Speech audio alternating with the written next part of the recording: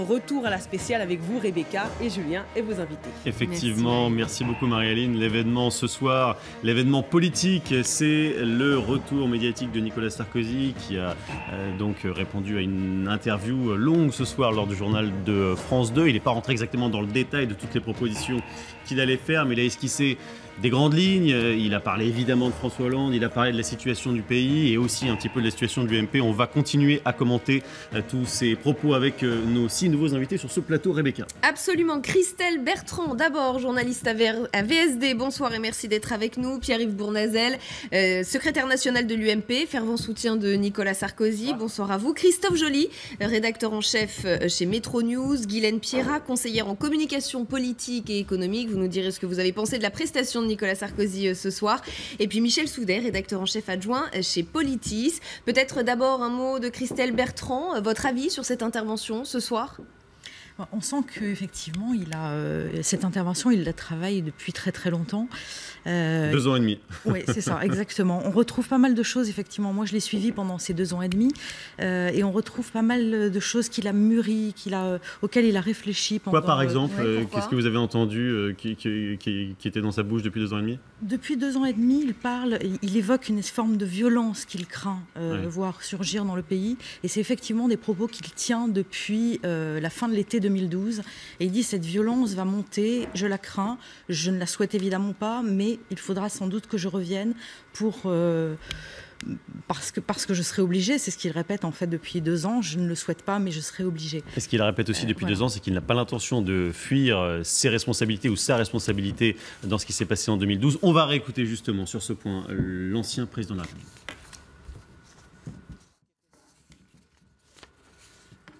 D'abord, vous m'avez demandé, est-ce que depuis 2 ans et demi, j'ai fait le bilan, j'ai réfléchi. Faire le bilan, vous savez, le bilan d'une vie, on le fait le plus tard possible. Mais j'ai beaucoup réfléchi, j'ai beaucoup pensé à ça.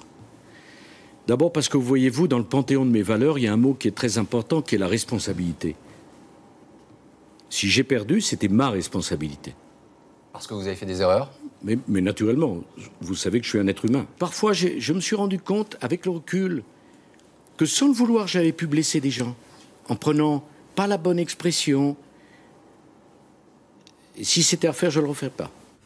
Et nous sommes en ligne avec Damien Abad. Bonsoir, vous êtes député UMP de l'Ain et contrairement à certains autres, vous soutenez Bruno Le Maire. Qu'avez-vous pensé de l'intervention de Nicolas Sarkozy ce soir ? Écoutez, sur le fond, j'ai toujours retrouvé un homme énergique, courageux, bien entendu. Simplement, je soutiens Bruno Le Maire parce que je rappelle que l'élection du 29 novembre, ce n'est pas l'élection à la présidence de la République, c'est l'élection à la présidence de l'UMP. Et que donc je considère qu'aujourd'hui, le mieux placé et que l'homme de l'UMP, c'est Bruno Le Maire, parce que nous avons besoin du renouveau, parce que nous avons besoin de cette audace-là, et parce que je crois que nous avons besoin d'un homme qui soit capable de changer radicalement les méthodes de fonctionnement de notre parti actuellement. C'est un homme du passé, Nicolas Sarkozy ? Non, moi, vous savez, la force de Bruno Le Maire, c'est de ne pas se comparer par rapport aux autres. C'est pas une campagne qui est faite contre Nicolas Sarkozy, c'est une campagne qui a été faite avant Nicolas Sarkozy, puisqu'il s'est déclaré très tôt, avec sa volonté de faire une campagne de proximité, d'authenticité, et surtout de proposer un vrai projet de droite, avec un vrai parti de droite. Mais il va être balayé par Nicolas Sarkozy, vous le savez. Comment ? Les autres candidatures vont être balayées par celle de Nicolas Sarkozy. Écoutez, je ne crois pas. Je crois qu'aujourd'hui, vous savez, j'ai fait une fête de rentrée chez moi avec 500 militants qui étaient présents. Et je peux vous dire une seule chose, c'est que le débat est nécessaire, que nous devons débattre sur qu'est-ce que c'est qu'un parti de droite aujourd'hui et demain, qu'est-ce que c'est qu'un projet de droite, et qu'est-ce que c'est que justement apporter du sang neuf à la politique. Et je peux vous dire que les jeux sont loin d'être faits, contrairement à ce qu'on peut croire ici ou là, et que sur le terrain, eh bien, la candidature de Bruno Le Maire est appréciée de manière très positive. Et Damien Abad, est-ce que vous diriez que votre position devient un peu compliquée depuis le retour de Nicolas Sarkozy ? Est-ce que soutenir Bruno Le Maire, ça a le vent en poupe au sein de l'UMP ? Au contraire, je trouve même qu'elle est beaucoup plus confortable parce qu'enfin on parle de cette élection. Et vous savez, nous demandons juste une chose, nous, dans l'équipe de Bruno Le Maire, c'est que enfin le débat, que nous puissions débattre sur le projet, que nous puissions débattre sur la ligne politique, que nous puissions faire une campagne de proximité que Bruno Le Maire a commencé depuis déjà plusieurs années avec le tour des fédérations. Et donc j'ai envie de dire au contraire, c'est une bonne nouvelle parce que désormais Nicolas Sarkozy rentre dans l'arène politique et désormais nous allons pouvoir débattre ensemble sur qu'est-ce que doit être un projet pour la droite. Et moi je suis de ceux qui pensent que le clivage droite-gauche n'est pas dépassé. Mais être de droite aujourd'hui, c'est différent qu'être de gauche, et que nous avons besoin d'un vrai parti de droite qui réaffirme les valeurs d'autorité, d'effort, de mérite et de responsabilité, ce que fait et ce que porte Bruno Le Maire dans sa campagne. Toute dernière chose, Damien Abad, s'il vous plaît. À partir de combien de pourcents vous considérez que ça sera un succès pour Bruno Le Maire? Vous savez, ça ne nous a pas échappé que nous n'avons pas fixé d'objectifs chiffrés, parce que quand nous partons à la bataille, c'est pour la gagner. Et je crois que désormais, pour nous, il s'agit, vous savez, de rassembler le plus possible, de fédérer, et puis surtout de dire que au-delà de Nicolas Sarkozy, au-delà des qualités de cet homme, bien entendu, la question de fond qui est posée à l'UMP, c'est comment on va faire du neuf, comment on va mettre des nouvelles têtes. Eh bien, je considère que plus le score de Bruno Le Maire sera important et plus les chances du renouveau seront fortes à l'UMP. Merci beaucoup Damien Abad. Guylaine Pierrat, donc alors votre jugement sur la performance en termes de communication politique de Nicolas Sarkozy ce soir? Alors, un spin doctor n'est jamais dans le jugement de valeur, mais dans le décryptage assez clinique. En fait, la France peut-être attend un homme grand, et peut-être un homme grand, c'est celui qui voit juste, vite et loin. Nous sommes dans quelque chose de très sérieux. On est dans le destin de la France, même si là, Nicolas Sarkozy brigue la présidence de l'UMP. Donc, cette intervention a été, par certains côtés, très intéressante, et par d'autres, j'étais un petit peu agacée par certains côtés. Ce qu'il y a de très bien, c'est qu'il y a de l'affect, il y a un lien affectif entre Nicolas Sarkozy et le pays. Il donne de lui-même. La République vibre de sentiments, et lui, il vibre avec elle. Ça, c'est incontestable, ça se sent. J'aime aussi le Nicolas Sarkozy qui... on se souvient de l'affaire de Lehman Brothers, quand cette espèce de banqueroute qu'il y a eu aux États-Unis, de ces risques systémiques, de cette crise de 29 terrible. Bon, Nicolas Sarkozy, comme 2008, il l'a dit, 2008. 2008, comme il l'a dit ce soir, je n'ai pas peur. Effectivement, aujourd'hui, les gens sont partagés sur la gauche et la droite. Ce qu'ils veulent, c'est quelqu'un qui les sort du bourbier, qui a la niaque au ventre et qui va défendre le pays. Donc là-dessus... Il dit aux Français, Jean-Paul II avait dit « n'ayez pas peur », lui il dit voilà. Moi, je n'ai pas peur. Voilà, là-dessus, vous avez entièrement raison. Là-dessus, il dit « je n'ai pas peur » et la France attend de quelqu'un qui n'a pas peur. Donc, il a précisé aussi au niveau des affaires que, s'il y avait le moindre doute, il n'irait pas s'affronter devant les Français. L'impression générale, il est assez agréable. Sur les choses qui m'ont un petit peu contrarié, c'est peut-être de l'irrégularité dans la gravité et la solennité de cette intervention. On sent peut-être un manque de concentration en amont, où là, peut-être, quand on est quelqu'un... C'est-à-dire quand on est quelqu'un comme Nicolas Sarkozy, on est entouré de tas de gens. On sent une armée mexicaine. Celui-là, il dit ça, celui-là, il dit autre chose. Ouais. Et du coup, on voit bien que des moments, il y avait... Merci. Des moments, il y avait des improvisations. Des moments, il y avait... Encore une fois, on voit bien qu'il est habité. Je crois effectivement quand il dit... Mais ça part un peu dans tous les sens, c'est ça que voilà, vous dites. J'aime la France, mais parfois, j'apprécie pas. Le journaliste, il pose les questions qu'il a posées. On discute pas sur la forme des questions. On répond avec toute sa sincérité. D'ailleurs, il l'a dit. C'est pas le sujet de discuter sur la forme des questions ou pas. Donc... En fait, le pays a soif de trouver quelqu'un. Il n'est pas un sauveur, il n'est pas l'homme providentiel dans la lignée napoléonienne. Nous l'entendons bien. Il n'empêche que, j'en termine là parce qu'il y a tellement de choses à dire, j'en termine là. Il n'empêche que... Aujourd'hui, la politique, c'est combattre la fatalité. Et combattre la fatalité, ça passe par une personnalité, une vraie personnalité politique. Et ça, il l'a démontré. Oui. C'est ça qui est important. Vous faites partie de cette équipe qui entoure Nicolas Sarkozy. Vous parleriez de déconcentration, trop de monde autour de lui? Non, je crois que d'abord, la prestation. Nicolas Sarkozy a décidé d'être candidat à la présidence de sa famille politique parce qu'il faut redresser l'opposition nationale et républicaine qui n'a plus de chef et qui n'a plus de ligne politique. Et si on veut un jour redresser la France, il faut d'abord incarner l'opposition. Et Nicolas Sarkozy a pris ses responsabilités. Et ce que j'ai aimé, moi, c'est la dignité.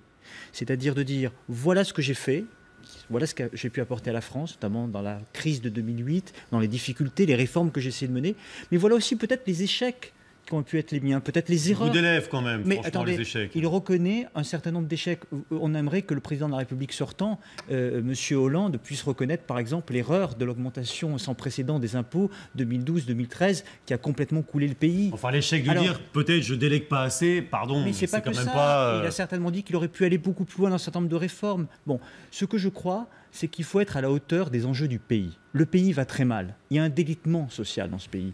Il y a aujourd'hui des classes moyennes et des classes populaires qui ne peuvent pas payer leurs feuilles d'impôt qu'ils viennent de recevoir. Ça, c'est du concret. C'est de la vie quotidienne. C'est aussi parce que la droite avait augmenté les impôts parce que auparavant. C'est ce que non. Systématiquement. En 2012, il y a un double effet qui se coule. Non, d'abord, deux choses.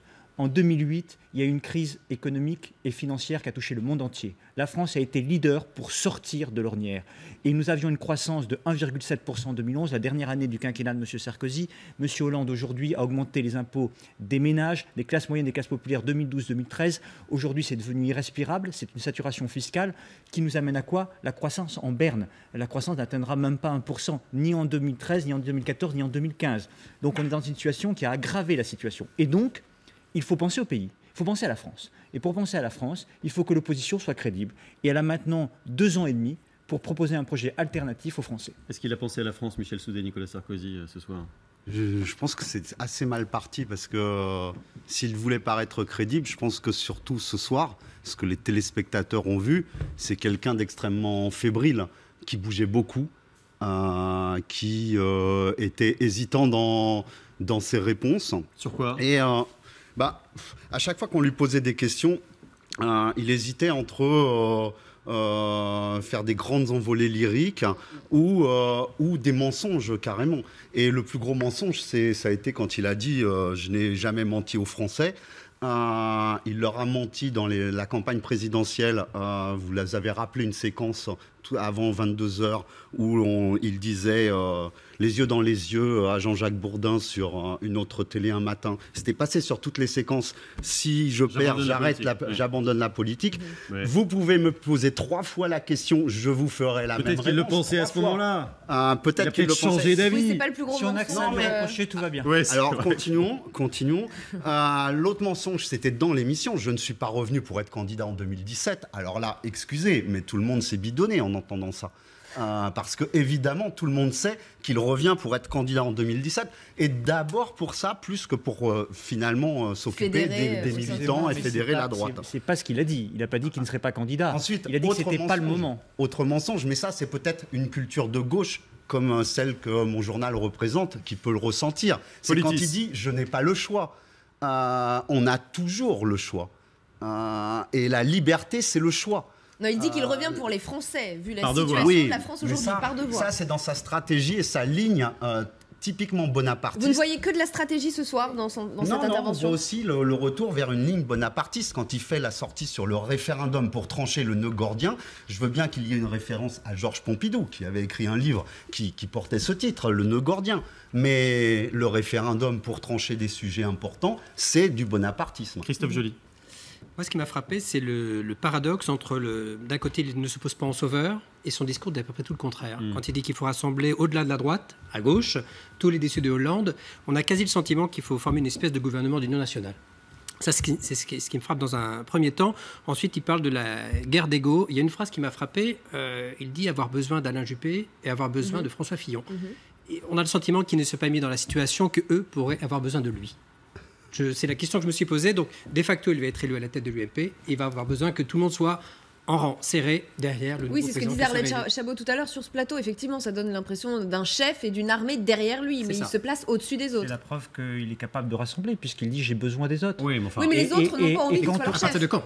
Non, mais à partir de plus tôt possible, je veux dire, il y aura des règles démocratiques dans notre famille de la droite et du centre, il y aura des primaires, et puis il y aura un candidat qui sera désigné, et ça sera le candidat que nous soutiendrons tous. Mais simplement, aujourd'hui, il faut d'abord relever l'opposition nationale qui n'existe plus, parce qu'aujourd'hui, si il n'y a pas un leadership comme Nicolas Sarkozy à la tête de la droite et du centre, eh bien c'est Madame Le Pen qui va devenir, face au délitement du gouvernement de M. Hollande, la chef de l'opposition. Ça veut dire quoi ? Ça veut dire qu'aujourd'hui, on voit bien sur toutes les questions économiques et sociales, sur les questions d'immigration, sur les questions de sécurité, le clivage est complètement dépassé. Ça n'a plus aucun sens. Donc on sort des logiques partisanes. C'est amener de nouvelles idées, une alternative politique solide qui permette de redresser sur le plan économique le pays, le sortir du délitement social et de la crise politique. Je voudrais juste rappeler une chose. Le gouvernement de Valls, c'est 147 jours. C'est le retour à la 4ème République. 7 jours après sa nomination, un ministre démissionne parce qu'il ne déclarait pas ses impôts. C'est la crise morale dans ce pays. Crise politique, économique, plus crise morale, ça fait quand même beaucoup pour un pays qui est déjà en difficulté. Christelle Bertrand, est-ce que vous avez cru déceler un petit peu d'arrogance chez Nicolas Sarkozy quand il, comme ça, balaye d'un verre de main Alain Juppé ou François Fillon en disant « j'aurais besoin d'eux ». La main sur le cœur. Pas du tout, je n'ai senti aucune arrogance, non, je plaisante. Et il a assez peu changé, on voit bien qu'il essaye de se maîtriser au début de l'interview. À un moment, on sent que... Il est proche de basculer. Un petit peu, il craque un peu, puis il se reprend. Il essaye d'employer un ton un peu plus apaisé. Moi, je pense que l'isolement dans lequel il a été aussi depuis 2 ans et demi et pendant 5 ans à l'Élysée ne l'ont pas aidé. Et c'est ce que m'ont dit pendant toute l'enquête que j'ai menée son entourage, c'est qu'il y a un risque. Il n'a vu pendant 2 ans et demi que des gens qui lui étaient acquis ou des gens qui avaient voté François Hollande et qui s'apercevaient qu'ils avaient fait une erreur. Et il a été extrêmement entouré par des gens qui lui ont dit « revenez, revenez, on a besoin de vous ». On me disait lors de ses voyages à l'étranger, de la même manière, on lui disait mais voilà, on vous regrette, François Hollande, on a des relations totalement différentes avec lui, vous apportiez une certaine grandeur à la France, et tout le monde me disait ça va être la difficulté de ce retour, c'est que il va falloir qu'il redescende dans l'arène alors qu'il est surprotégé depuis 2 ans et demi, et donc effectivement cette question de l'arrogance, il ne l'a pas traitée pendant ces 2 ans et demi. Éric Woerth est avec nous au téléphone, Éric Woerth qui se félicite du retour de Nicolas Sarkozy. Éric Woerth, certes, Nicolas Sarkozy sera vraisemblablement plébiscité à l'UMP, mais est-ce que, sur un plan plus large, sur le plan de la France, les sondages ne disent pas que les Français ont une nostalgie Sarkozy ? Non, mais ça, on verra plus tard. Je crois que ce qui était important, c'était que Nicolas Sarkozy se déclare clairement, dise ce qu'il a envie de faire, montre son énergie, peut-être sa volonté de renouveau, en même temps capitaliser sur son expérience. C'était ça qu'on souhaitait entendre. Et le journaliste, d'ailleurs, a assez bien fait le tour des sujets qui se posent. Et en même temps, je pense que Nicolas Sarkozy y a bien répondu. Il sera candidat à la présidence de notre mouvement. Je crois qu'il ne faut pas, d'ailleurs, préjuger de l'avenir, même si visiblement il y a une envie très importante. Ce qui est plus important encore, c'est de redresser notre mouvement, de faire des primaires, de travailler étroitement avec François Fillon, avec Alain Juppé, comme il l'a dit. Et puis à un moment donné, on verra dans 2 ans, mais ne brûlons pas les étapes. C'était au fond aussi le message de ce soir. Je reviens, mais je brûle pas les étapes. Vous dites on verra pour ce qui est de la vie des Français, mais quand même, les sondages comptent. On a vu, 63% des Français ne souhaitent pas le voir candidat en 2017, mais ça va beaucoup plus loin que ça. 29% estiment qu'il est honnête, 29% seulement, 33% qu'il comprend les problèmes des gens, 36% qu'il tient ses engagements. Si la droite veut être audible dans les années à venir, et si elle veut un chef audible, il va falloir quand même convaincre les Français. Et là, c'est plutôt mal parti. Pas vraiment, non. Vous savez, ce type de sondage, il prend 10 points en une semaine, donc ça veut pas dire grand-chose. Il y a tout à reconstruire. On sait bien que la droite est encore en état de convalescence. D'ailleurs, c'est pour ça que Nicolas Sarkozy va reprendre l'UMP. Et puis, on aura après la longue période qui mènera jusqu'aux élections primaires et puis au choix définitif du candidat que nous aurons. Mais on n'en est pas encore là. Moi, je trouve que les sondages ne sont pas si mauvais. D'ailleurs, quand on les regarde de près, mais enfin, qu'importe. Ce qui compte, c'est au fond de faire bien son boulot, de rassembler au maximum, de redresser l'UMP, parce qu'on ne gagnera pas l'élection présidentielle sans un parti fort. Et c'est ce parti-là qu'il faut totalement aujourd'hui reconstruire avec les uns et les autres, avec les compétitions qu'il y a, et en même temps, sans nier que nous faisons partie de la même famille politique, qu'à un moment donné, on se retrouvera derrière le ou la même candidate pour l'élection primaire. Dernière chose, Éric Woerth, l'UMP. Vous qui êtes spécialiste des questions budgétaires, est-ce qu'on peut s'attendre jeudi soir à des propositions concrètes sur le plan économique, fiscal, sur le chômage ? Alors, écoutez, j'en ai pas parlé avec lui, mais je crois pas, parce que c'est pas complètement le sujet. Le sujet, c'est de redresser l'UMP. Nicolas Sarkozy n'est pas candidat à l'élection présidentielle de 2017. J'ai pas entendu ça ce soir. même si, évidemment, il parle de la France. On verra. Il faut d'abord que, puisqu'il décide de passer par l'UMP, il faut réussir à l'UMP et il faut rassembler l'UMP. Puis il faut qu'on travaille ensemble. Je crois pas que le sujet jeudi soir, c'est cela. Cela dit qu'il parle des finances du pays. Moi, je trouve ça très bien parce qu'on a vraiment besoin de redresser nos finances, contrairement à ce que fait le gouvernement socialiste. Il faut qu'on redresse à la fois nos finances et en même temps qu'on relance la croissance. C'est pas si facile, mais en même temps, il n'y a pas d'autre choix. Merci beaucoup, Éric Woerth. Merci beaucoup à vous. Frédéric Delpech, il ne faut pas brûler les étapes, c'est vraiment le mot d'ordre ce soir à l'UMP.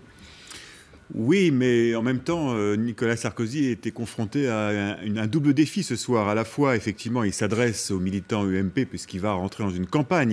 Il faut vraiment qu'il réussisse à éliminer ses adversaires potentiels, à faire le ménage, à arriver comme le boss. Et en même temps, il signe son retour devant les Français. Oui. Et en cela, quand Éric Woerth dit les sondages, etc., non, dès demain matin, on peut être sûr que toute l'équipe de Nicolas Sarkozy va examiner à la loupe les sondages de post-émission. Et les scores d'audience. Les scores d'audience dans un premier temps et les sondages de retour dans un deuxième temps. Et c'est ça qui compte parce que effectivement cette double casquette à la fois candidat à la présidence de l'UMP et en même temps je reviens devant les Français oblige Nicolas Sarkozy à une sorte d'exercice d'équilibriste qui est un petit peu compliqué et qui fait que au final il doit à la fois délivrer des messages généraux en direction des Français et des messages plus particuliers vis-à-vis des militants UMP. Et à mon avis, cette émission était sans doute un petit peu longue et on a eu une dilution de ces messages en cours de route. C'est-à-dire qu'au début, effectivement, on avait le Nicolas Sarkozy concentré, serein, assez calme, assez posé. Et puis après, comme ça a duré, le naturel est assez vite revenu au galop et on a senti un Nicolas Sarkozy plus fébrile en fin d'émission. Et là, Michel Soudet, d'un mot. Voilà. Oui, je pense que, comme l'a dit Christelle, à force de vivre très protégé pendant 2 ans, de sillonner le monde pour donner des conférences à 100 000 euros, ce qui ne rapproche pas du peuple, Nicolas Sarkozy a sans doute un peu oublié à quel point il était clivant dans la société et à quel point il pouvait être rejeté. On en a eu encore un exemple aujourd'hui. Ça peut évoluer, ça. Non, mais ça ne s'est pas passé sur votre chaîne. C'est France 2 qui, pour faire du teasing, a fait un reportage d'1 demi-heure entrecoupé de nombreux témoignages de journalistes et d'hommes politiques qui étaient en gros tous à peu près favorables à Sarkozy. Et un des responsables de la chaîne a dit qu'il avait été extrêmement étonné par le degré de violence inhabituel qu'a suscité ce reportage. La réponse de Pierre-Yves Bournazel, soutien de Nicolas Sarkozy, ce sera dans quelques instants. On se retrouve tout de suite dans cette édition spéciale sur LCI.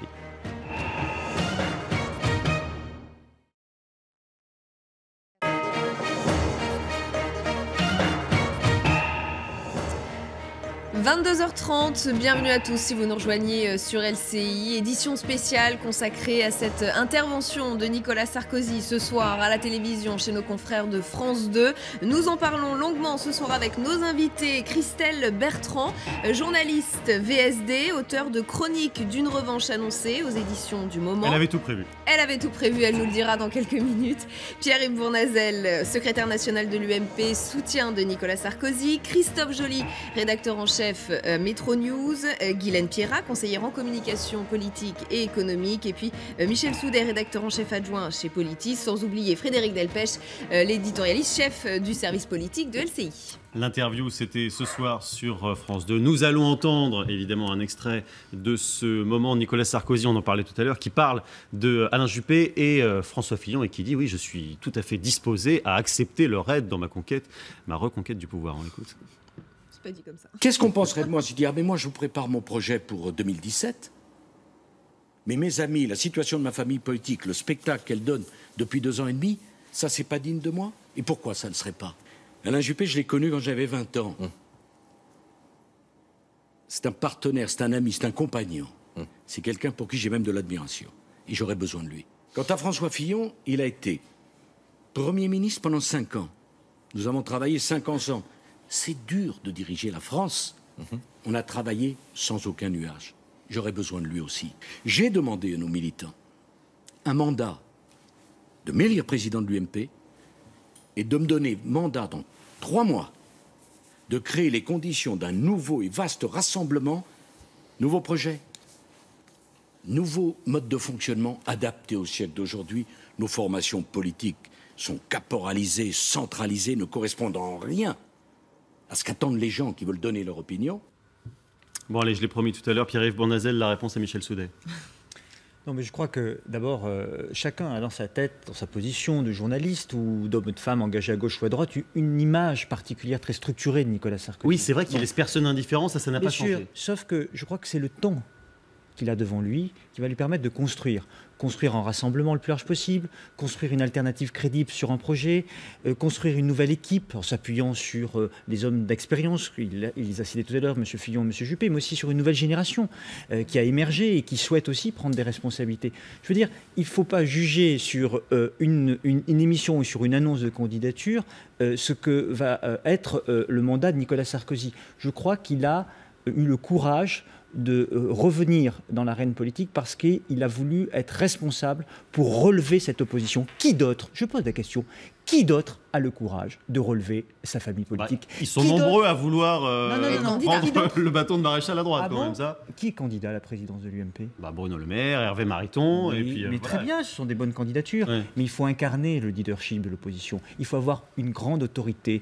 Il faut avoir une grande expérience. C'est pas le cas d'Hervé Mariton et Bruno Le Maire. Je pense que leur candidature est légitime et les militants trancheront. Mais je dis simplement, c'est mon analyse. Il faut pas le poids face à Nicolas Mais non, Sarkozy. c'est pas le sujet de faire le poids. Je n'aime pas ces jugements de valeur. J'étais moi-même candidat à une primaire, on a dit que je faisais pas le poids. C'est vraiment ce qu'on entend dans ce que vous dites. Ce que je crois, c'est que le délitement du pays est tel aujourd'hui que si l'opposition n'est pas incarnée par un chef qui a une vraie expérience, une vraie solidité, un cap et une vision, oui, mais cette image de chef qui lui colle à la peau, elle est aussi très forte. Il a du mal à la changer, cette image. Il faut qu'il la change pour plaire aux Français. Il l'a expliqué au début de l'émission.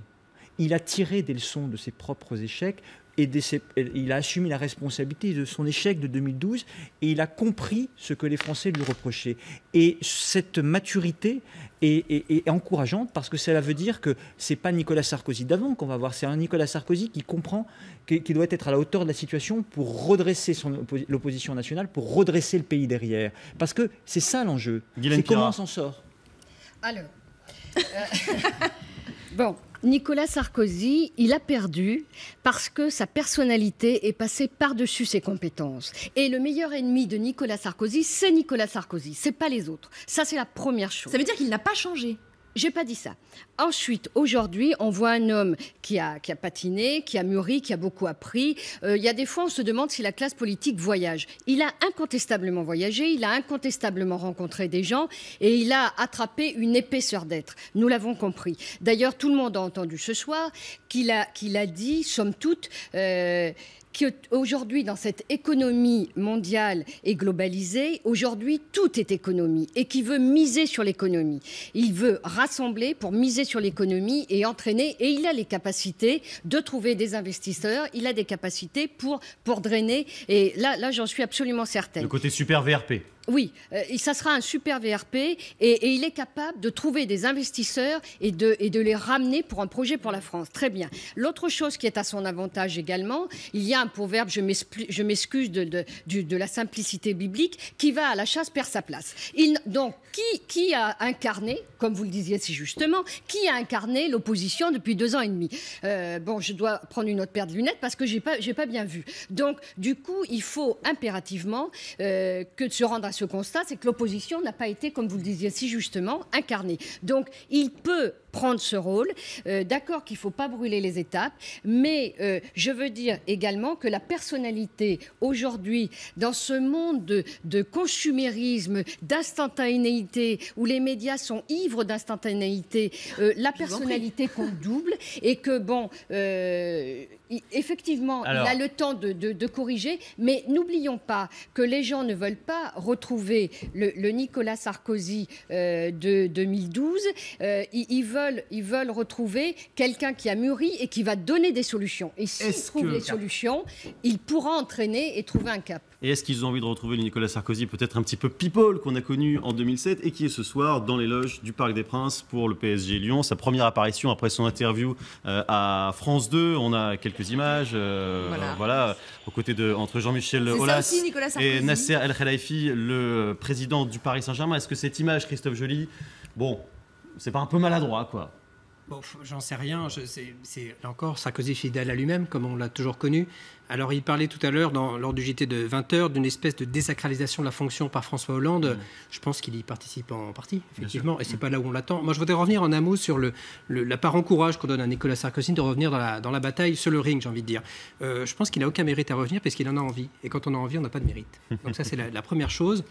Ensuite, sur sa capacité à rassembler, on va le voir à l'œuvre maintenant. Je pense qu'il est meilleur en meeting qu'il n'est sur un plateau de télé, meilleur avec des militants qu'il n'est avec un journaliste, au point de reposer les questions aux journalistes, de les retourner. Donc, c'est sa grande spécialité depuis toujours. Voilà, depuis toujours, mais je pense que c'est pas spécialement adapté devant des millions de téléspectateurs. Donc maintenant ça fait 2 ans et demi probablement qu'il ronge son frein, il a envie d'y aller, donc il va aller au combat et on va juger sur pièce. C'est la parole aux militants. Christelle Bertrand, Guylaine Pierrat disait le pire ennemi de Nicolas Sarkozy, c'est Nicolas Sarkozy lui-même, repris par ses habitudes de comportement. Vous qui l'avez suivi, qui le connaissez, c'est ce que vous diriez aussi ? Oui, et puis je crois que lui-même le sait très bien. Il en a conscience. Je pense qu'il en a absolument conscience. Après, la question est de savoir est-ce qu'il peut se dominer. Il a beaucoup travaillé pendant 2 ans. Enfin, on disait tout à l'heure. Et ce soir, vous avez trouvé qu'il avait réussi à se dominer ? On voit que le début de l'interview, il a un ton beaucoup plus apaisé que ce qu'on a connu jusqu'alors. Mais il ne faut pas que ça aille trop loin, effectivement. On voit pendant 2 ans, il a essayé effectivement de faire beaucoup de sport pour dominer cette nervosité. Il a essayé d'avoir des mots, alors ça dépend si c'était en privé ou en public, mais des mots extrêmement pesés sur chaque personne. Il a reçu énormément pendant. Il a reçu énormément. Alors en privé, c'était plus viril, on va dire, comme échange. Il essaye plein de choses, effectivement. Il a quand même tiré des leçons de cet échec de 2012. Il sait très bien que sa personnalité clivante a posé problème. Il sait très bien que l'aile modérée de la droite lui a tourné le dos pour aller voter François Hollande. Et donc il revient effectivement depuis 2 ans. On voit bien que les seuls messages politiques qui ont été adressés l'ont été à destination de l'aile modérée de l'UMP. On le voit s'afficher avec François Baroin, avec Nathalie Kosciusko-Morizet. On le voit faire un discours. Ça veut dire qu'il y a une rupture avec ce qu'on appelait la stratégie Buisson. Ça, il veut envoyer ce message-là. Pour lui, cette page-là est tournée. Voilà. Je ne pense pas que la rupture soit aussi claire que ça, mais en tous les cas, c'est le message qu'il veut envoyer. Et une des personnes qui est chargée d'écrire la trame, on va dire, de programme, on n'en est pas un programme, me disait il faut absolument qu'il revienne sur 2 jambes, à la fois l'aile centriste et modérée de l'UMP et l'aile droitière. Et il faut qu'on trouve une espèce de formule magique, comme a été travailler plus pour gagner plus, qui va fédérer ces deux pendants de la droite. Ce sera quoi, Pierre-Yves Bournazel, la prochaine formule magique ? Ça, je ne sais pas. Je crois qu'en tout cas, il y a une chose importante, c'est qu'il a compris que la société avait beaucoup évolué et que le clivage gauche-droite est complètement dépassé sur les questions qui, aujourd'hui, intéressent les Français. Mais est-ce qu'il a eu l'impression de commettre une erreur dans la dernière ligne droite de 2012 à avoir à creuser ce sillon buissonien ? Je crois qu'il a compris, nous avons tous compris, que ce n'est pas être plus à droite ou plus à gauche qui compte. C'est d'être plus proche des préoccupations des Français, d'avoir un projet qui les tire vers le haut, qui les sorte de l'ornière et de la difficulté. Oui, vous croyez que monsieur... Je vous pose 2 questions. Vous croyez que M. Hollande incarne la gauche dans ce pays ? Vous croyez qu'un électeur de gauche pense que M. Hollande mène une politique de gauche? Et vous croyez que Mme Le Pen, elle incarne une conviction qui est de droite? Non, Mme Le Pen, elle est dopée à la dépense publique. À chaque fois qu'elle ouvre la bouche, elle est plus socialiste qu'elle tumeur. Et donc tout ça est complètement dépassé. Tout le monde dit qu'il est ceci. La réalité, c'est que Nicolas Sarkozy... Frédéric Delpech, il y a quand même c'est un écueil là pour Nicolas Sarkozy quand même, parce que tous ces militants, pour l'instant, la majorité des Français ne plébiscitent pas son retour. Les militants, par contre, sont alors ultra majoritaires à vouloir son retour. Mais est-ce que ces militants UMP veulent voir arriver un Sarkozy light en quelque sorte, un Nicolas Sarkozy qui est mis de l'eau dans son vin, qui soit édulcoré? Finalement, est-ce que la marque de fabrique Sarkozy, si elle n'est pas au rendez-vous, est-ce que ça risque pas de créer une déception à droite? UMP, ils veulent que leur pays se relève et se redresse. C'est ça qui nous intéresse. Mais c'est ça la clé c'est ça l'enjeu d'aujourd'hui, des 2 ans et demi qui viennent. Il y a aussi un discours à leur tenir. Ils aiment bien Nicolas Sarkozy parce qu'il clive et parce qu'il dit oui, moi je suis de droite et j'assume en gros. Mais non, ce qu'ils veulent, c'est une ligne politique. Il est en train de la décider.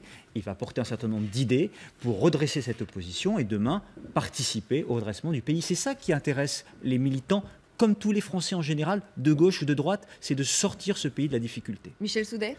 Quand vous dites il veut déplacer le clivage droite-gauche, et d'ailleurs il a bien compris, aujourd'hui plus aucun électeur de gauche pense que Hollande incarne la gauche. Mais c'est pas parce que ce que vous décrivez est une réalité très profonde dans l'électorat de gauche que le clivage droite-gauche n'existe plus. La gauche, elle peut exister indépendamment de François Hollande. Et Nicolas Sarkozy, il a déjà fait le coup du clivage droite-gauche qui était, rappelez-vous, l'ouverture. Mais c'est un peu ce qu'il veut pratiquer d'ailleurs, l'ouverture. Non, c'est pas l'ouverture. Mais c'était déjà ça. C'est sur des idées neuves. C'est-à-dire d'avoir des idées dans le projet. On va construire pour relever le pays. Des idées neuves et des personnalités neuves aussi. On va en découvrir certaines, effectivement, parce que l'une des qualités de Nicolas Sarkozy en 2007, c'était d'avoir réussi à rajeunir un peu, disons, les cadres qui l'entouraient, à faire émerger des nouveaux talents et des jeunes profils. Et bien, il refait le coup cette fois-ci. Voici les personnalités qui l'encadrent. Amandine Atalayan nous les présente. Daniel Fasquelle, élu du Pas-de-Calais, voit Nicolas Sarkozy depuis plusieurs mois. L'ancien président tente de détecter des talents. En 2007, il avait à l'époque composé un gouvernement avec beaucoup de nouveaux visages. C'est la marque de fabrique de Nicolas Sarkozy. Ce député pourrait être chargé d'organiser les déplacements de Nicolas Sarkozy. Cette jeune élue de Haute-Savoie fera aussi partie de l'équipe. Encore timide et mal assurée, elle se charge pour l'instant de retransmettre la bonne parole du candidat. En 2 ans et demi, Nicolas Sarkozy a changé. Il a beaucoup appris. Comme tous les Français, je crois qu'il est inquiet de voir ce qui se passe. La parole est à monsieur Gérald Darmanin. Et voici l'un des chouchous de l'ancien président, Gérald Darmanin, 31 ans, député maire de Tourcoing, probable futur porte-parole de Nicolas Sarkozy, avec cet autre député, Laurence Harribagé, élu de Haute-Garonne. Mais le cercle de l'ombre restera quasi identique. Son conseiller favori, l'ancien sondeur Pierre Giacometti, Michel Gaudin, son directeur de cabinet, Frédéric Pechnard, ex-numéro 1 de la police, sera son directeur de campagne. Et Franck Louvrier, ancien conseiller en communication de Nicolas Sarkozy, désormais dans le privé, ne sera jamais loin pour lui donner un conseil. À leur côté, des politiques aguerris rejoignent bien sûr la troupe, comme Laurent Wauquiez, qui fut un temps plus critique. Avec Nathalie Kosciusko-Morizet, ancien soutien, et François Baroin, récemment rallié, ils constitueront le trio de tête autour du candidat, en route pour une aventure semée d'embûches et de rivaux. Christelle Bertrand, vous connaissez ce nouvel entourage, ces nouveaux visages qui entourent Nicolas Sarkozy? Oui. Gérald Darmanin, Nicolas Sarkozy le fait appeler en juin 2012. Sa première rencontre, c'est juin 2012. Et il est déjà à la recherche, c'est là où on dit effectivement cette candidature, pas à la présidence de l'UMP évidemment, mais ce retour en politique est prévu depuis bien longtemps. En juin 2012, il fait déjà appeler de nouvelles têtes, de nouveaux visages. Mais il y a eu un casting, sur quels critères les a-t-il choisis? Ça veut dire quoi? C'était The Voice. Non mais c'est ça, un véritable casting, c'est ça. C'est-à-dire quand il apercevait à la télé quelqu'un qui prononçait une phrase bien sentie, il le faisait appeler, la personne a été reçue dans les 3 jours. Convoqué. Gérald Darmanin me dit j'étais reçue comme Ban Ki-moon, c'était extraordinaire. Nicolas Sarkozy connaissait tout de ma vie, le boulot de ma femme, le prénom de mes... je ne sais pas s'il a des enfants, mais en tous les cas, le travail de ma femme, ça je m'en souviens très bien. Quelle intervention j'ai fait à la télé. Enfin, il dit c'était extraordinaire, j'ai eu le sentiment d'être le centre du monde pendant 1 heure. Il commençait à constituer son équipe à venir. Déjà, parce qu'il sentait déjà qu'à l'UMP, les réticences commençaient à grandir et il l'a senti après les législatives de 2012. Et donc, il allait avoir des problèmes pour s'appuyer sur les cadres de l'UMP. Et aussi, il sentait bien qu'il fallait qu'il revienne avec une équipe neuve pour être un homme neuf. Ça passe par là aussi. Donc, à ces gens-là qu'il a reçus, il disait « il faudra qu'on fasse de toi un député ». Donc, c'est-à-dire, il est... il joue le DRH pendant 2 ans. Il joue le DRH. Ces castings entre guillemets. Moi, ce que je sais, c'est que Nicolas Sarkozy, c'est vrai qu'il s'intéresse aux autres parce que lorsque j'ai rencontré Nicolas Sarkozy, d'abord il écoute. Ça m'a frappé, parce que moi, je n'étais pas un sarkozyste spécialement. J'avais soutenu Nicolas Sarkozy, mais Nicolas Sarkozy ne m'a jamais rien donné. Moi, je suis un modeste élu au Conseil de Paris, au Conseil régional d'Île-de-France, et secrétaire national de l'UMP, qui fait son travail comme il peut. Et il a souhaité discuter, échanger. Et c'est vrai qu'on arrive avec ses idées. Dans le bureau de Nicolas Sarkozy, on repart souvent avec les siennes, parce qu'il a une force ensuite de persuasion et de conviction, parce qu'il a un vrai intérêt pour l'autre, mais il a aussi une vraie volonté d'échanger et de tester ses idées, ses arguments, ce qui fait que c'est un chef. Un chef, c'est ça, c'est un homme qui discute avec les uns et les autres, et qui à un moment se fait son propre jugement, et essaye de rassembler et de tirer les uns et les autres par le haut. Il n'a pas besoin de conseils là-dessus, Guilaine Pira. Alors, sérieusement, aujourd'hui, vous savez, la puissance a quitté l'Europe pour partir en Asie. Aujourd'hui, la question du leadership pour l'opposition doit être rapidement tranchée pour être dans les idées et dans l'opérationnel. Et aujourd'hui, face à la rapidité des rythmes, au consumérisme, à la difficulté, comme l'a dit Nicolas Sarkozy, à mettre en perspective, au changement dans la com, vous en parliez, dans la com et dans l'information, qui pulvérise tous les domaines. Aujourd'hui, on est une société bloquée. Et les gens sont en attente, effectivement, de renouveau, de personnalité, mais ils sont surtout en attente de courage. Parce que l'intelligence sans le courage ne sert à rien. Et il est impératif qu'on ait des gens qui ont la niaque au ventre et qui vont défendre. Je crois dans ce pays, je crois dans sa différence. La France est un pays formidable. Il va vous appeler, là. C'est pas possible. Non, mais, on est quand même dans une impasse politique. On est quand même dans une société bloquée. C'est une question à laquelle il a énormément réfléchi aussi depuis 2 ans, la question de l'autorité et du leadership. Bien sûr. Et effectivement, à la fois sur la scène internationale, à la fois pour faire passer des idées dans un pays qu'il considère comme bloqué, et aujourd'hui à l'UMP, quand et de nouvelles solutions. Voilà. Et donc il dit effectivement, il faut quelqu'un qui tire le pays sur la scène internationale, qui tire le parti, qui tire les militants, qui tire les Français. Et cette énergie, en tous les cas, effectivement, ce soir, on l'a tous bien ressenti. Frédéric Delpech ? Oui, alors effectivement, l'énergie, en tout cas, elle était là. On voit que Nicolas Sarkozy n'a pas, alors on dit on n'a pas changé, mais en tout cas, il garde intacte cette énergie, cette capacité à occuper l'espace, cette capacité d'entraînement. Pour ce qui concerne le renouvellement dont on parle et dont il a beaucoup parlé dans Facebook, pour l'instant, ce qui nous donne, alors il n'a pas encore abattu toutes ses cartes, mais c'est un peu maigre. Hein. Il n'y a pas grand-chose en termes de renouvellement. Alors certes, on renouvelle quelques têtes. Sur le visage, vous voulez dire ? Non, en global, il veut tout changer, l'UMP. Alors il dit les partis sont morts tels qu'ils sont. Enfin, il a quand même été lui-même à la tête d'un parti comme le RPR. Il a été à la tête ensuite de l'UMP. Et il a donc il est parfaitement inscrit dans cette tradition plutôt gaullienne de diriger un parti de droite classique. Alors, qu'est-ce qui va changer exactement ? Comment est-ce qu'il veut créer un nouveau parti ? Est-ce que c'est pas un refrain qu'il est en train de chanter sur une nouvelle UMP qui serait toute neuve et qui au passage permettra de faire oublier l'affaire Big Malion, parce que Big Malion UMP c'est imbriqué, donc si on change le nom de l'UMP, si on oublie UMP, on passe à autre chose. Donc c'est assez habile. On a l'impression qu'on retrouve un Nicolas Sarkozy prestigitateur qui a une capacité à faire oublier le passé, mais... c'est Merlin l'Enchanteur dit Marine Le Pen. Michel Soudet, vous riez. Oui, pas tout à fait, mais enfin en tout cas on attend d'en avoir un peu plus. Alors il va abattre ses cartes progressivement, il fait du storytelling, donc il sait très bien qu'il faut occuper l'espace, il va devoir l'occuper pendant plusieurs mois et plusieurs semaines, donc il va abattre ses cartes une à une. Pour l'instant, c'est juste l'apéritif, si on peut parler comme ça. Mais bon, l'apéritif est déjà corsé. Michel Soudet ? On a vu ce soir sur France 2 le prestidigitateur. À un moment, est évoqué le trou dans le budget de l'UMP de 74 millions. Et Nicolas Sarkozy dit, mais si je suis élu, pas de problème. Tout ça, ça va s'arranger. Les dons vont affluer en quelque sorte, puisqu'il y aura un enthousiasme qui fera que ça sera bouclé. Donc, je pense qu'effectivement, j'imaginais au départ qu'on avait un sauveur qui se présentait. Mais c'est vrai, Guilaine a raison, on a finalement un vulgaire commercial.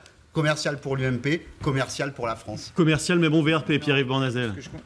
Et Geoffroy Didier qui nous rejoint en direct. Il a une vraie sincérité pour essayer d'ouvrir un mouvement politique sur la réalité de la société. C'est-à-dire quand on veut construire un projet de redressement économique, il faut s'intéresser à ceux qui connaissent l'emploi, l'économie. Quand on veut porter un projet de redressement sur l'école, eh bien on s'intéresse aux acteurs de l'école, c'est-à-dire d'aller prendre les idées là où elles sont au plus près du terrain. Mais ça sera quoi concrètement ? Il a compris que ce n'était pas technocratique et d'en haut qu'on devait décider, mais c'est aussi en s'ouvrant sur la réalité de la société. Et ça sera quoi concrètement ce nouveau parti, Geoffroy Didier ? Parce que franchement, ce soir, on n'en sait pas plus qu'avant le 20h. Alors là, je débarque, j'entends des horreurs sur Nicolas Sarkozy, des choses plus agréables. Alors vous avez l'habitude, ça, c'est pas... Oui, je suis habitué. Mais ce qui m'a frappé, c'est cette démarche d'humilité. Et on n'y est pas vraiment habitué à l'humilité en politique. Je croyais que vous alliez dire chez Nicolas Sarkozy. Non, je ne me permettrai pas. Humilité d'abord, par rapport au passé, parce qu'il a reconnu effectivement que tout n'avait pas été fait et tout n'avait pas été parfait. Il a pratiquement rien reconnu, Geoffroy Didier. Si. On va faire le replay ensemble, si vous voulez. était quand même minimaliste. Il a reconnu que peut-être il n'avait pas assez délégué, et que peut-être parfois dans ses expressions il avait été un petit peu brutal, mais bon. Vous avez lu aussi, comme j'imagine beaucoup de nos concitoyens, sa page Facebook. On a vu qu'il y a un début d'inventaire. Et tant mieux, c'est très bien. Disons les choses sans tabou. Au début du début. Disons les choses sans tabou. J'aimerais bien que François Hollande commence à faire le sien aussi. Et puis, une démarche aussi d'humilité par rapport à sa démarche. Sa démarche. C'est-à-dire que nous avons quelqu'un qui a été président de tous les Français, qui aurait pu, comme d'autres, se planquer, se protéger, attendre la primaire de 2016 pour afficher son ambition personnelle, et qui a décidé de faire passer le « nous » avant le « je ». C'est-à-dire que nous avons une famille politique qui est bouffée par ces divisions mortifères depuis 2 ans, qui a été incapable de se trouver un chef, et lui, eh bien, alors qu'il aurait pu rester au-dessus... C'est la faute de Jean-François Copé, Geoffroy Didier. Non, c'est pas la faute de Jean-François Copé, parce que le pauvre de Jean-François Copé, dès qu'il disait quelque chose, il était contesté par d'autres. Donc vous voyez, c'est pas la faute de Jean-François Copé. C'est pas de la faute de Jean-François Copé si l'UMP ne va pas bien depuis 2 ans. Si vous avez envie de regarder le passé, Jean-François Copé, François Fillon, ça vous intéresse, mais je pense pas que ça intéresse les téléspectateurs. Les téléspectateurs, qu'est-ce qu'ils se disent? Ils ne croient plus dans la politique. Ils ne croient plus dans la politique. Lors des dernières élections européennes, quel a été le premier parti? C'est pas le Front National, ça a été l'abstention. Et ils se disent, nous avons un président de la République qui nous a promis monts et merveilles, qui nous a multiplié des publicités trompeuses. Est-ce qu'il y a quelqu'un qui va nous sortir de là? Et effectivement, que l'on aime ou que l'on n'aime pas Nicolas Sarkozy, personne ne peut lui contester son autorité, sa force de persuasion et sa capacité d'entraînement. Et ça tombe bien, c'est précisément ce dont nous avons besoin. Mais ce que vous nous dites, Geoffroy Didier, c'est que Nicolas Sarkozy est un chef, de fait, exit tous les autres, tous ses rivaux, il n'y a pas de débat possible, c'est lui le chef et c'est lui qui va incarner la droite pendant les années. C'est très étrange. Nous avons une compétition démocratique qui va s'organiser le 29 novembre prochain avec un congrès de l'UMP où les près de 300 000... mais là, on assiste à un retour médiatique fracassant qui écrase les autres. Mais oui, justement, bien démocratique. Où près de 300 000 militants à jour de cotisation, dont nous sommes avec Pierre-Yves Bournazel, allons avoir la possibilité de choisir librement, souverainement et sereinement notre prochain leader. Qu'est-ce qu'on a trouvé? On n'a rien trouvé de mieux que la démocratie. Donc, dès qu'on parle de Nicolas Sarkozy, on dit ça y est, il veut prendre l'UMP, il veut verrouiller le dispositif. Vous le présentez comme ça. Mais vous le présentez comme ça. Vous parlez de son autorité, de son charisme. Et je vais vous dire une chose. Ah, mais c'est pas la même chose. Non, mais donc c'est un chef de fait. Moi, je respecte ceux qui votent Bruno Le Maire. Je respecte ceux qui votent Hervé Mariton. Je dis juste que je pense qu'aujourd'hui, nous avons besoin d'un homme d'autorité qui, pardon de ces expressions populaires de chez moi en Bretagne, remette l'église au milieu du village. C'est exactement ce dont nous avons besoin parce que nous vivons une crise économique, sociale, morale, identitaire, et le premier responsable de cette crise, il ne s'appelle pas Nicolas Sarkozy, il s'appelle François Hollande. Vous qui êtes cofondateur de la droite forte, on a cru comprendre depuis quelques jours qu'il y avait un repositionnement vers le centre et qu'on abandonnait une ligne plus droitière. Quoi. Ah bon, vous avez mal compris. Alors expliquez-nous, parce que vraiment on n'y comprend plus rien. Mais écoutez bien, Nicolas Sarkozy, qu'est-ce qu'il nous dit? Il nous dit que le clivage droite-gauche est élimé, je crois, comme un vieux tapis. Ouais, comme un vieux tapis, ouais. Pourquoi? Parce qu'il y a effectivement, on peut être sincèrement de droite ou sincèrement de gauche. Je suis sincèrement de droite parce que je pense que l'ordre est le principal matériau de la justice. Mais je respecte aussi ceux qui sont de gauche. Et j'estime qu'il y a même des bonnes idées à gauche qu'il va falloir prendre. Parce qu'elles sont devenues majoritaires et qu'elles sont aujourd'hui versées dans le domaine public. Il y a des bonnes idées de droite qui sont versées dans le domaine public.